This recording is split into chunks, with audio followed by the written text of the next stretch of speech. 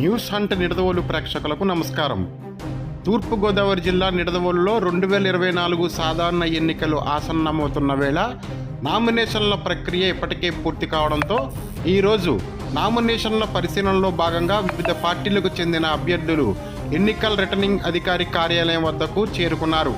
నామినేషన్ల పరిశీలన అనంతరం ఉమ్మడి పార్టీల జనసేన అభ్యర్థి కందుల దుర్గేష్ ప్రజలను ఉద్దేశించి మాట్లాడారు. రోజు స్క్రూటినీ జరిగింది. 4 సెట్లు స్క్రూటినీలో పాస్ ఆన్ అయినాయి. 4 సెట్లు వేస్తే 4 కూడా అన్ని ఆస్పెక్ట్స్లోనూ కరెక్ట్గానే ఉన్నాయని చెప్పి ఇప్పుడే ఆర్ఓ గారు చెప్పడం జరిగింది. వారి దగ్గర నుంచి అధికారికంగా ఎక్నాలజ్మెంట్ తీసుకుని బయటికి రావడం జరిగింది. ఇక మిగిలింది ఎన్నికల కురుక్షేత్రం. ఇప్పటికీ నామినేషన్లు స్క్రూటినీకి ముందు జరిగిందంత ఒక ఎత్తు. ఇక నుంచి ఖచ్చితంగా ఎవరు పోటీలో ఉంటున్నారో తేలిన తర్వాత జరిగేటువంటి ఎన్నికల రణరంగం మరో ఎత్తు. ఈ సందర్భంగా రాబోయే రోజుల్లో ఈ నిడదవోలు నియోజకవర్గాన్ని కానీ నిడదవోలు పట్టణాన్ని కానీ ఏ రకంగా అభివృద్ధి చేయాలనేటువంటి ఆలోచనతో ప్రజల ముందుకు వెళుతున్నాం.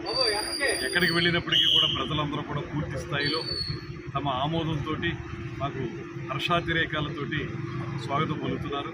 వారందరికీ ధన్యవాదాలు తెలియజేస్తూ ఈ ఆలోచనని మరో 15 రోజులు కొనసాగించి రేపు జరిగేటువంటి ఎన్నికల్లో ఖచ్చితంగా తెలుగుదేశం, జనసేన, భారతీయ జనతా పార్టీలో ఉమ్మడి అభ్యర్థిగా పోటీ చేస్తున్న కందుల దుర్గేష్ అనేటువంటి నన్ను గాజు గ్లాసు మీద ఓటు వేసి నెగ్గించాల్సిందిగా అసెంబ్లీకి, పార్లమెంట్కి పురంధేశ్వరి గారిని కమలం పువ్వు గుర్తు మీద ఓటు వేసి నెగ్గించాల్సిందిగా కోరుకుంటూ, ముఖ్యంగా ఇవాళ 5 సంవత్సరాల కాలంలో ఏ రకమైన అభివృద్ధి జరగనటువంటి పరిస్థితి మనకి నిడదవోలు పట్టణంలో కానీ నియోజకవర్గంలో కానీ కనబడుతుంది.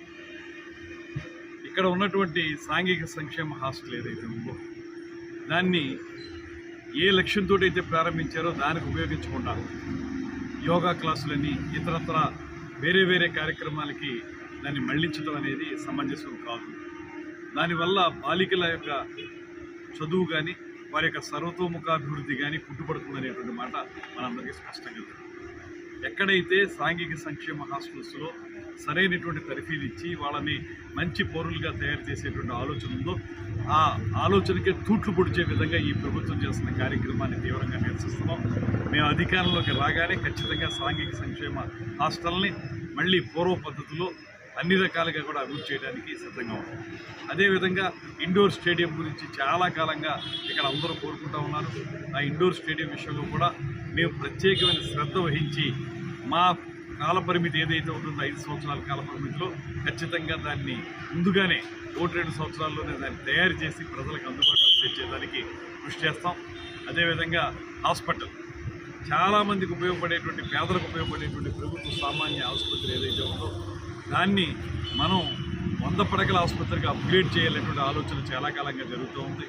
దానికి ఎన్నికలకు ముందు ఊరికే తూతూ మంత్రంగా శంకుస్థాపన చేసినట్టుగా చేయటం, ఆ తర్వాత దాని గురించి వదిలేయటం అనేటువంటి కార్యక్రమం వీళ్ళు చేస్తూ ఉన్నారు. అలా కాకుండా మేము అధికారంలోకి రాగానే ఖచ్చితంగా ఆ హాస్పిటల్ అభివృద్ధికి సంబంధించి ఉన్నటువంటి మాకు నాయకులు అందరూ ఉన్నారు. వారందరి సహకారంతో 100 పడకల ఆసుపత్రిగా దాన్ని తయారు చేయటం, విద్య, వైద్యం ప్రజలకు అందుబాటులోకి తేవడమే ఏకైక లక్ష్యంగా పనిచేస్తామనేటువంటి మాటని తెలియజేస్తున్నాం. అదేవిధంగా టిట్కో ఇళ్ళు ఏవైతే ఆ రోజు తెలుగుదేశం పార్టీ హయాంలో టిట్కో ఇళ్ళు నిర్మించి ప్రజలకి అందుబాటులోకి తెచ్చే సమయంలోనే ప్రభుత్వం పడిపోయింది. ఆ తర్వాత వచ్చినటువంటి ఈ వైఎస్ఆర్ ప్రభుత్వం టిట్కో ఇళ్ల మీద పూర్తిగా సీతకన్ను వేసి ఎక్కడా కూడా ఆ ఇళ్ళు లబ్ధిదారులకి అందించకుండా వాటిని గాలికి వదిలేశారు. ఇవాళ టిట్కో ఇళ్ళు అన్నీ కూడా తుప్పలు పట్టేసి గోళ్ల బద్దలైపోయి బాగా పాడైపోయినాయి. వాటిపైన రంగులు మాత్రం పైపై మెరుగుల్లాగా మేడిపండు చూడు మేలుమై ఉందన్నట్లుగా పైపై రంగులు మాత్రం వైఎస్ఆర్ కాంగ్రెస్ పార్టీ రంగులు వేసుకున్నారు తప్పితే వాటిని ఎవరికి లబ్ధిదారులకు అందించలేదు.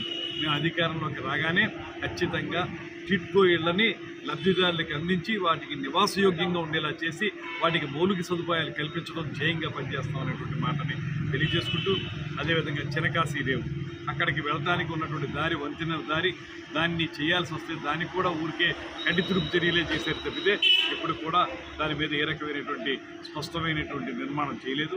అది కూడా మేము టాప్ ప్రయారిటీ ఇచ్చి చేస్తాం. అదేవిధంగా నియోజకవర్గంలో అనేక చోట్ల రోడ్లు, డ్రైన్లు నాశనం అయిపోయి ఉన్నాయి. ఈ 5 ఏళ్లలో ఇప్పుడు మట్టి వేసినటువంటి పాపాన్ని కూడా పోలేదు వాళ్ళు. అందువల్ల మేము రాగానే రోడ్లు డ్రైన్లకి అధిక ప్రాధాన్యత ఇచ్చి అదేవిధంగా మంచినీటి సరఫరాకి ప్రాధాన్యతనిచ్చి ప్రజల మౌలిక సదుపాయాలు కల్పించడం ధ్యేయంగా పనిచేస్తామనేటువంటి మాటని ఈ సందర్భంగా తెలియజేసుకుంటూ ఊరుపల్లి శేషారావు గారు నేను కలిసి నియోజకవర్గ అభివృద్ధికి అవసరమైన ప్రణాళికను తయారు చేసుకుని దాని ప్రకారం ముందుకు వెళ్తాం అనేటువంటి మాటని సెలవు తెలియజేస్తాం.